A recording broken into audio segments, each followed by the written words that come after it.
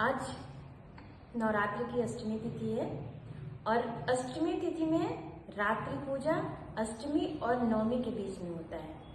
क्यों होता है, इसका महात्म्य जाने और क्या विशेष पूजा करनी है। और यदि जीवन में आप निराश हो रहे हैं, असफल हो रहे हैं, तो आप भगवान रामचंद्र जी से सीखिए ना। तो आज अष्टमी तिथि है, महा स्नान के साथ महापूजा होती है, साथ ही बलि भी चढ़ाई जाती है और कन्याओं की भी पूजा होती है। तो कन्याओं की पूजा कीजिए, उन्हें भोग और उपहार अर्पण कीजिए, साथ ही माता गौरी की पूजा कीजिए।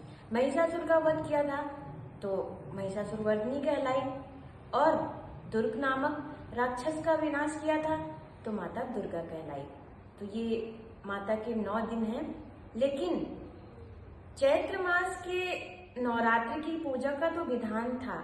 अश्विन मास के नवरात्र में षष्ठी तिथि से दशमी तिथि अर्थात महाषष्ठी, महासप्तमी, महाअष्टमी, महानवमी, महादशमी, जिसे अकाल बोधन भी कहते हैं, जिसको असमय पूजा के नाम से भी जाना जाता है, क्योंकि रामचंद्र जी ने शक्ति की उपासना की थी। इसके पीछे एक कहानी भी है।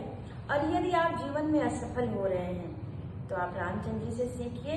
असफलता के बाद भी यदि हम स्व से ऊपर उठकर कार्य करते हैं तो निश्चित रूप से माता शक्ति हमें आशीर्वाद देती हैं और हम जगत के लिए कार्य करते हैं। तो कहते हैं कि राम और रावण का युद्ध चल रहा था। राम जी हार रहे थे, रावण विजित हो रहे थे। संध्या होती है, वो अपने शिविर में लौटते हैं और एक शिला पर बैठते हैं। अचानक वो देखते हैं कि माता शक्ति तो रावण के साथ हैं। उनकी आंख से आंसू टप टप गिरने लगते हैं। जामवंत आते हैं, पूछते हैं क्या हुआ, आप क्यों इतना निराश हैं और असहाय हैं। तो वो कहते हैं कि आज अन्याय की तरफ शक्ति है, दुख मुझे इस बात का है। तो कहते हैं आपको कैसे पता चला। उन्होंने कहा कि मैंने देखा है और इसलिए मैं हार जाऊंगा। और वो निराश होते हैं। ये राम और रावण का युद्ध नहीं था, बल्कि रामत्व और रावणत्व का युद्ध था, जहाँ रावण सर्वगुण संपन्न होने के बाद स्व को सोचता था और रामचंद्र जी तो स्व से ऊपर सबको सोच रहे थे।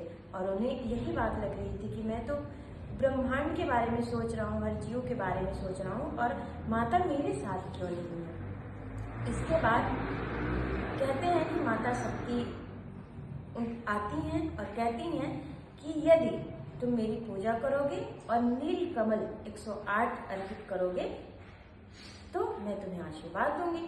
और ये नील कमल हनुमान जी लाएंगे। हनुमान जी 108 नील कमल ले आते हैं और महाषष्ठी से दशहरे तक, नवमी तक वो पूजा करते हैं। दशहरे को रावण का, दशमी को वध होता है।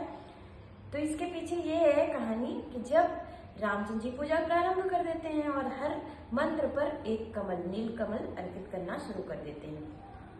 107 कमल हो जाते हैं।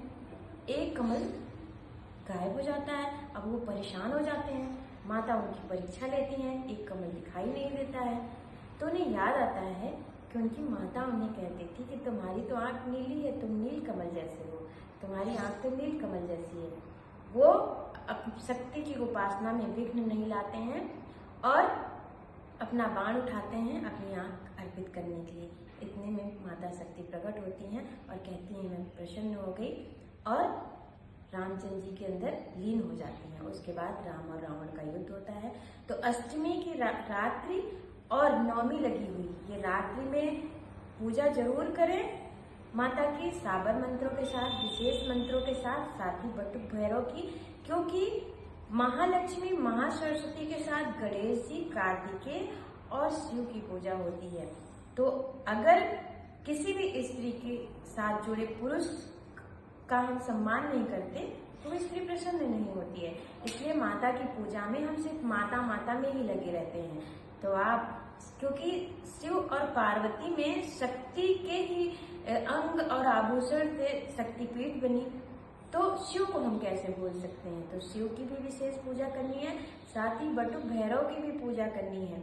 और अष्टमी की रात्रि हमें बलि भी देनी है, जिसमें लोग कोहड़े के देते हैं, लौंग के भी देते हैं। इन्हें दीजिए और माता की विशेष पूजा कीजिए। कन्या पूजन करते हैं तो हर बार कन्या को खिलाते हैं, इस बार एक विशेष उपाय कीजिएगा।